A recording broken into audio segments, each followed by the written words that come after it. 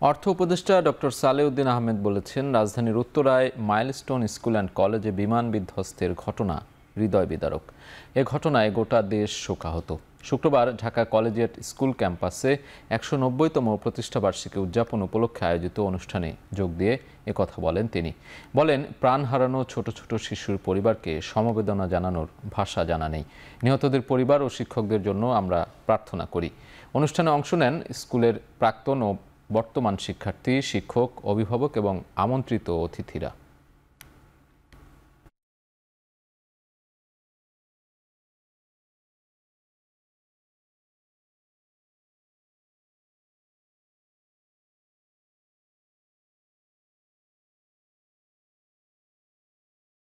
অত্যন্ত দুঃখজনক ঘটনা ঘটেছে, দুর্ঘটনা মাইলস্টোন।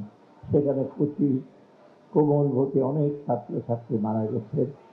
আমি বার্নিতে গেছিলাম, সেখানে দৃশ্য দেখে কিন্তু অকল্পনীয়। এবং যারা আহত হয়েছেন আমরা তার কামনা করি, তারা যেন দ্রুত তাদের রোগ মুক্তির জন্য আমরা দোয়া করছি।